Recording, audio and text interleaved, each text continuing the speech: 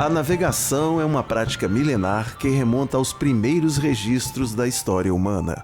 Os primeiros navegadores utilizavam embarcações simples para explorar rios e mares. A expansão marítima durante a Idade Média e a Era dos Descobrimentos impulsionou o desenvolvimento da navegação. Grandes navegadores como Cristóvão Colombo e Vasco da Gama desbravaram novas rotas marítimas e descobriram novas terras para os europeus. Isso também possibilitou a interação entre diferentes civilizações. A invenção da bússola e do astrolábio foram fundamentais para aprimorar a navegação e calcular a posição dos navios no mar. A Revolução Industrial trouxe avanços tecnológicos para a navegação, como a invenção dos motores e o uso de navios de ferro. No século XX, a navegação se modernizou ainda mais, e ela é, hoje, mais do que nunca, essencial para o gigantesco comércio global. Na maioria das cidades costeiras e ribeirinhas do mundo, o transporte, a pesca e o turismo dependem de embarcações construídas apropriadamente para essas funções e benefícios. E afinal, quem constrói atualmente esse tipo de embarcação?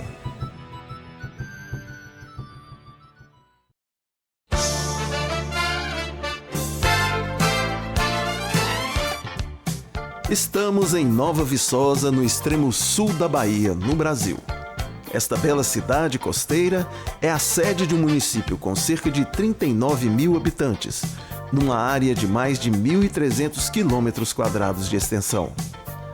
Recentemente, a cidade vem ganhando novos contornos e investimentos, o que atrai ainda mais a atenção dos que buscam os atrativos turísticos, como também beneficia em muitos moradores locais. As principais atividades econômicas da cidade são pesca e turismo.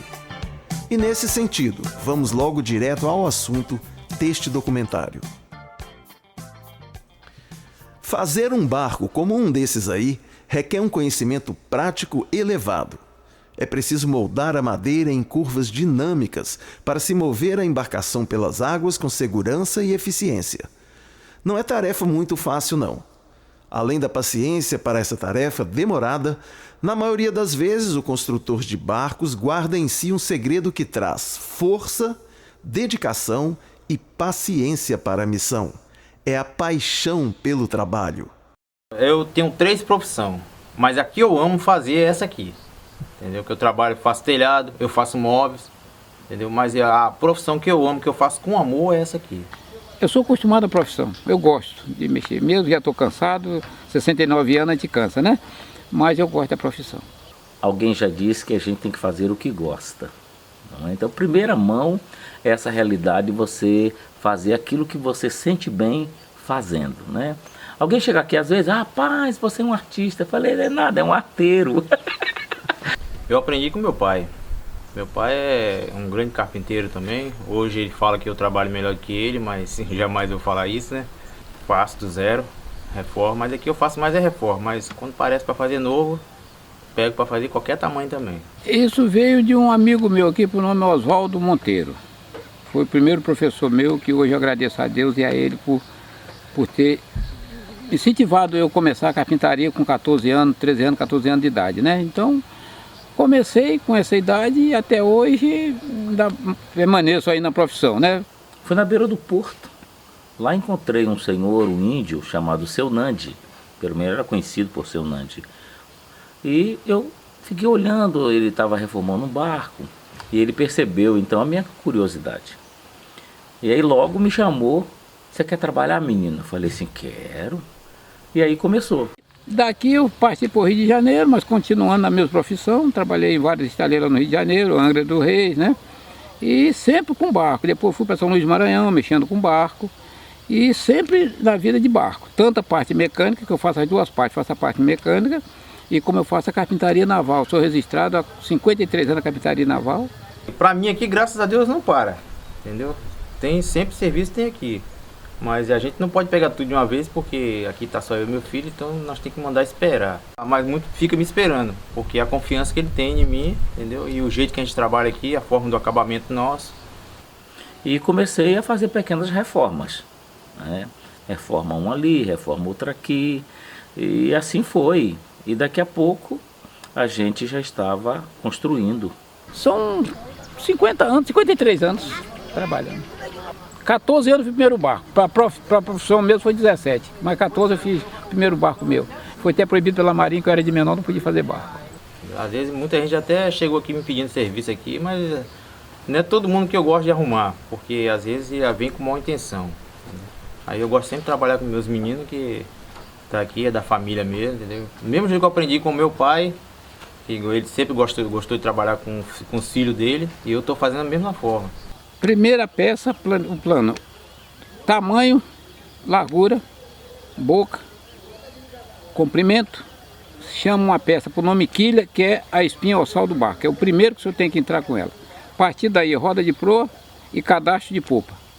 Bota o espelho para ir começar a encavernar, botar ripa armador para começar a encavernar o barco. Essa é a primeira peça. Aí tu vem com esse coral, que nós chamamos de coral de proa, que é essa peça aqui que vai fazer a junção da quilha e essa peça aqui que nós chamamos de volta de proa, certo? E a gente faz a junção para poder passar os parafusos e fazer a amarração entre essas três peças aqui. Logo em seguida, você põe essa peça que você chama de coral. Aqui essa peça é onde vai passar o furo, né, para passar o telescópio, o eixo, o hélice, e aqui o hélice vai trabalhar aqui. Aí em seguida vem essa peça, que é esse extensor do coral, ele vai aqui para o coral de popa. Esse aqui é o coral de popa que vai fazer a junção dessas três peças também, que é o coral, esse extensor e o espelho, que é essa parte aqui de trás. Aí você vai para as cavernas mestras, que são as cavernas que entram no meio da embarcação. Hoje o certo é o jovem procurar para aprender, né? Porque não todos os jovens, porque tem uns que você coloca para trabalhar, mas não tem aquele dom de aprender o que a gente sabe hoje, entendeu? Às vezes já caça outra coisa, quer pegar um serviço mais leve, entendeu? Mas só que com a gente aqui hoje, graças a Deus, eu agradeço primeiramente a Deus e depois meus meninos que me ajudam. E a gente prossegue fazendo o encavernamento. Então você vê que aqui tem as medidas já certinho para encaixar. A gente usa um espaçamento de 30 centímetros entre uma caverna e outra. A espessura da madeira que a gente usa é 8 centímetros, não é, de espessura, cada uma das cavernas. E vem a outra peça que faz a junção entre as duas, que a gente chama de tamanca, não é? Essa peça aqui com 1 metro de comprimento, também 8 centímetros de espessura, e você faz a junção, e assim você prossegue sistematicamente. Madeira hoje está um pouco difícil, porque nós não podemos tirar uma madeira nativa, né? Madeira hoje tem que vir do Belém do Pará, nós compramos do lado do Pará, né? Nos depósitos autorizados. Então madeira boa, garapa, só madeira boa que a gente compra para fazer os barcos. E é assim. E quase todos os meus colegas que eu conheço no estado do Rio, que tudo são carpinteiros, é tudo madeira do Pará também. É Pará e Mato Grosso, é os dois lugares que tem madeira para nós. Logo que termina o encavernamento, nós temos o que chamamos de cintado, que é uma peça que é exatamente essa aqui, por fora e por dentro. Tem uma outra dela também. Em cada uma dessa aqui, de uma caverna dessa, leva-se uma peça que vai fazer o travamento entre uma caverna e outra. E esse latame ele é baulado, né, para que a água não fique acumulada em cima do convés. Ela consegue sair nessas peças, nessa abertura aqui que nós chamamos de escoa, que é exatamente essa aqui. Aqui é a parte da proa, né, onde quando você faz com esse tipo de forma aqui, que é bem aberta, que evidentemente é bem mais apreciado, né, pelos pescadores daqui, é essa parte do casco aqui com esse espanador que faz esse leque, não é, e realmente deixa a embarcação bem mais bonita. Bom, tem muitos que têm consciência, entendeu? Tem muitos que até reconhecem o nosso trabalho, entendeu? Agora só que tem muitos que não reconhecem, tem muitos que já querem dar o preço da nossa profissão, do nosso trabalho, entendeu? E não tem muitos aqui que, graças a Deus, eu não tenho o que reclamar, não. É gosto de cada proprietário, né? Uns pintam de uma cor, outros pintam de outra. Sempre tem um detalhe de tinta e pintura para diferenciar alguma coisa, né? Porque a capitania não exige cor, exige em cima do teto cor laranja por causa da visualização de helicóptero em cima. Porque qualquer problema de naufrágio, o helicóptero vê de longe, né? Tanto a cor como a inscrição, o número de inscrição tem que ter em cima da casaria do barco para o helicóptero, vamos dizer, visualizar longe, né? Então, ali nós temos o casario, não é, é uma casinha simples, não é uma casa de comando, porque o tipo de pescaria para o qual vai ser direcionado não precisa de casa de comando, né? Mas aí tem a proteção lá atrás para dar uma certa comodidade para o pescador, para ele não ficar exposto ao sol diretamente, não é? Então temos ali o casario que dá para dormir 2 pessoas, tranquilamente. Aquele lá do outro lado que está com aquela parte branca lá em cima, lá fui eu que fiz ele. E o resto está tudo no mar carregado. Caravelas tem barco que eu fiz, Porto Seguro tem barco que eu fiz, barco de amigo, barco de parente, mas tem muitos barcos aqui. A gente faz, a gente reforma, a gente, né? Pendurei a chuteira agora com um da minha filha que está lá na roça. Fiz de presente, falei, minha filha, aqui estou de dar de presente para lembrança do seu pai. Não, aqui, falar a verdade, eu tenho orgulho hoje da profissão que eu tenho, de você montar um monte de madeira e ver flutuando em cima d'água. Entendeu? E hoje você olhar para dentro de um rio assim, você vê, poxa, aquele barco foi eu que fiz. Que todo mundo admira dele. Eu tenho orgulho da minha profissão hoje do que eu tenho, do que eu faço hoje. Já formei alguns nessa área, alguns trabalhos, né? Sozinhos, já, mas hoje é muito difícil. O meu sonho seria botar uma mini carpintaria naval para ensinar uma rapaziada, uma garotada, né?